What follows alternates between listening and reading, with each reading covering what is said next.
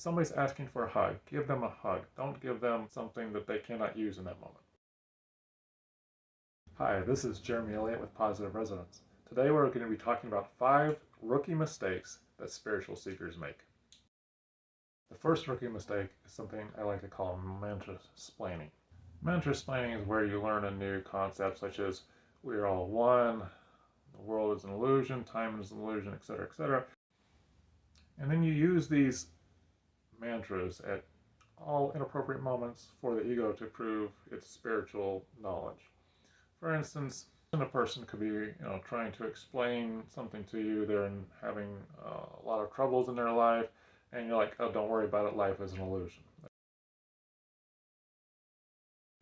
Spiritual concepts are not to solve problems. They are for understanding nature, reality. If your friend needs somebody to listen to them, then you need to listen to them and not be spouting off your vast spiritual knowledge, which is not going to be helpful in that moment. In other words, if somebody's asking for a hug, give them a hug. The second rookie mistake is something that I call spiritual entitlement. Spiritual entitlement means that somebody is now into spirituality and thinks, okay, great, now my life is going to go just perfectly, everything should be fine. And then after a while doing your spiritual practices, you might be doing meditation, yoga, eating more healthy foods, things like this, but life isn't getting better, and in fact it seems to be getting worse. In some cases, it's not just getting worse, life even starts to fall apart. So what often happens at the beginning of your spiritual journey is something that's called the Job initiation, and on the number scale, it's about the 4th initiation. So what is happening is that a lot of the things that no longer serve you in your life are going to start falling away. And they're going to eventually be replaced by something better. But in the meantime, you're going to feel like your life is kind of falling apart and that you're doing something wrong. In the Bible, the story of Job is exactly about this initiation or this experience of staying on the spiritual path even though everything basically falls apart. And it can be considered a test, but it's really kind of more of a rebirth. The next rookie mistake is something that I call ego manifestation. So when you're doing ego manifestation, you're using a spiritual concept, which is a law of attraction, but you're letting the ego use it for its own benefit. So basically what you're saying is, okay, I now know how to attract things in my life, so I'm going to go straight to attracting money and material possessions, a beautiful partner, etc. Now, these are the things that your ego wants and thinks it needs to be happy. The problem with that is your ego will never be happy no matter what the ego gets. So instead of using the law of attraction for ego manifestation, the law of attraction should be used for the soul, because when your soul achieves inner peace, it's not going to matter if you have material possessions or not.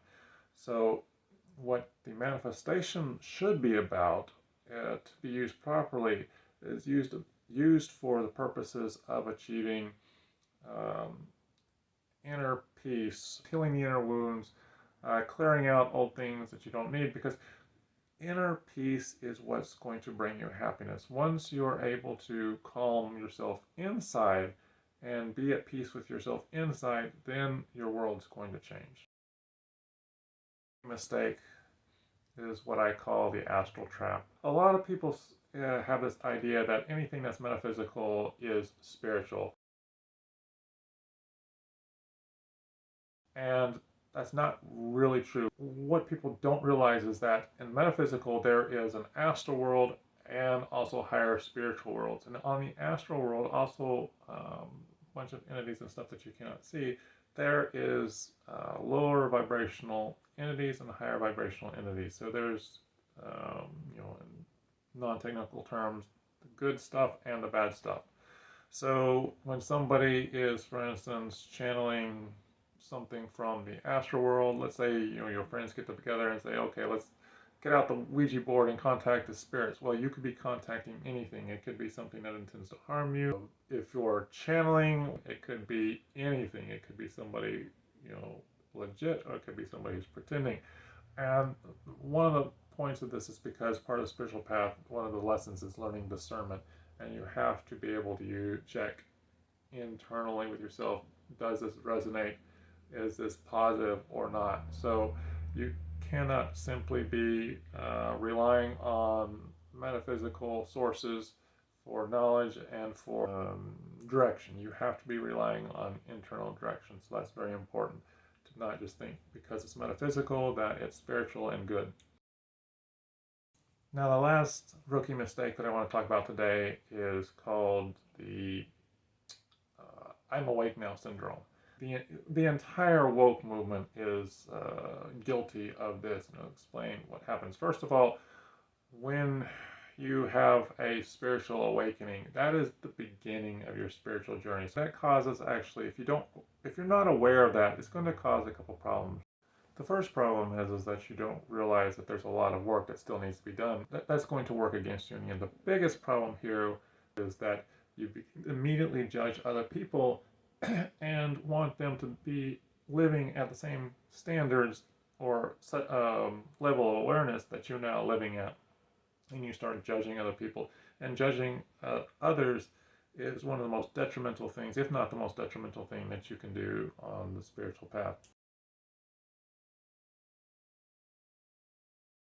Now everybody can think of recent examples in society where a certain group of people kind of had a level of awareness and like, oh, we need to change this. And immediately, if something is changed, they believe, okay, everybody needs to now be on the same page. And we're not on the same page. We're all at different levels. When you have a certain level of awareness, you need to allow other people to come to that awareness on their own. When you judge other people and say, hey, you need to be acting this way too, well, that leads to a resistance from the other people, and it's going to take them longer to catch up. So there has to be that level of awareness has to come in with a non-judgmental attitude of everybody's at their own level of awareness and their own place in development. If you saw a baby, you wouldn't laugh at that baby or judge that baby because it can't do algebra. Now, realize that you are not superior to the baby because you can do algebra. Is the baby is not at that level of development where it's capable of doing algebra. And it's the same thing with people on this planet. Not everybody is yet capable of being at the same level of awareness of you because they are not at the same level of development.